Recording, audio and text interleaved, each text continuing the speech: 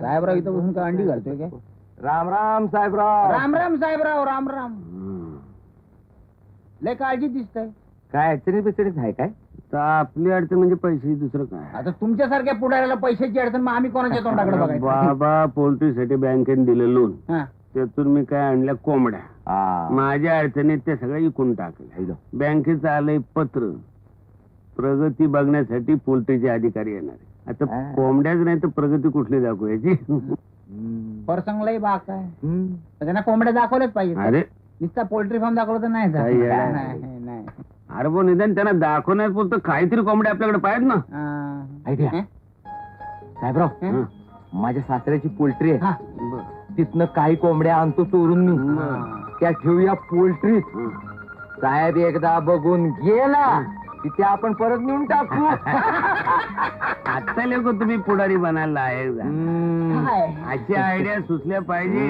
लोकशाहीची प्रगती.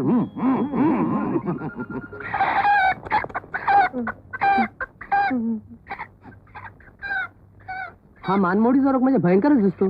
काय तडफडत आहे त्या? पोटच्या पोरासारखी जपणूक केली, काय दशा झाली बघा. आता आहे थोडे शिल्लक, पण त्यांचं कधी वाटवून ते सांगताय. एवढी मदत तुम्ही केली, सगळ्या पाणी फिरलं बघा. असे हे अपघात व्हायचेच हो, पण तुम्ही काही काळजी करू नका. बँकेकडून मी तुम्हाला नवीन कर्ज मंजूर करून देतो.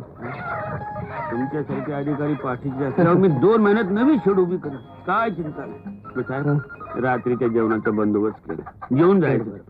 चला हे पोराव, दुःखी होऊ नका. चला चला. काय करतायचा? पाणी मागितलं होतं ना? इसरला जो मी आज. दादासाहेब, दादासाहेब, काय रानम्या, काय झालं? वाईस घोळ झालाय पोल्ट्री. म्हणजे काय सांगतोस काय? 4 दिवसामागं पोल्ट्रीतल्या 50 कोंबड्या चोरल्या गेल्या होत्या. कशा गेल्या, कोणी नेल्या? आणि तू आज सांगतोस होय? पाचक्यांच्या अनात नाही आलं. 400 पक्षी आहेत. परवा सहज मोजलं तर 50 कोंबड्या गायब. मग त्यातल्या 25 परत आल्यात. खरं म्हणजे 25 कोंबड्या चोरीला गेल्या. अरे 25 कोंबड्या म्हणजे 200-300 रुपयाचं नुकसान झालं की. सहज झालं की. काय रे, कुणी बाहेरची माणसं आली होती पोल्ट्रीत? नाही बा. परत 4 दिवसामागं आपलं नामजरा मात्र आलतो पोल्ट्रीवर. लय उशीर पत्र बसलं होतं. नीट लक्ष ठेवून असा काम करता की काय करता, हे वाढ जाईल असं नाही तर चोर पकडायच पाहिजे. पाहिजे. मी जातो पोल्ट्रीवर. बर. काय नामदेवराव, अगदी बाजीराव म्हणून आलायचा. नवीन कापड शिवली वाटते. वय मामा साहेब, कशी काय आहेत? जहा काय कवा शिवली? त्याला काय वेळ लागतोय? काल शिंप्याकडे नेऊन दिली, आज तयारी बी करून दिली त्यानं. रकबा तू दिलेस वाटतं पैसे? नाही बा, मी कुठं दिलं? मग कुठनं आणलं पैसे? हेच आपलं नेहमीप्रमाणे, एकाच्या म्हशी दुसऱ्या लेखल्या, मधलं कमिशन आपलं. हरामखोरी करू नका. पोल्ट्रीचा 25 कोंबड्या चोरून तुम्ही ऐकल्या का नाही? कोंबड्या? पोल्ट्री म्हणजे? मग तुमच्या आईची शपथ आहे, बायकोची आण आहे, खरं बोला. काय म्हणजे एकदम दोघींना मारल्यागत होत आहे. खरं सांगायचं म्हणजे? खोटं बोला तर खेटराला मारीन. अरे एकदम अंगाव काय येताय? तुम्ही नाही दिले पैसे म्हणून निघल्या.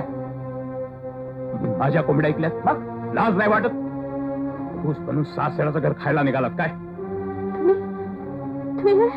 तुम्ही असं करा? अगं माझं ऐकून तर घे रखमा. नाही, ती ऐकायची नाही, मी बे ऐकायचो नाही.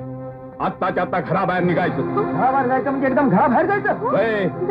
नवरा बायकोला टाकतो तसं आम्ही तुम्हाला टाकलंय असं समजायचं आणि चालायला लागायचं. आणि पण मी फक्त तिच्याशी लगीन केलंय. कसा चालायला लागायचं म्हणजे चालायला लागायचं. तुम्हाला बनवू का बाय?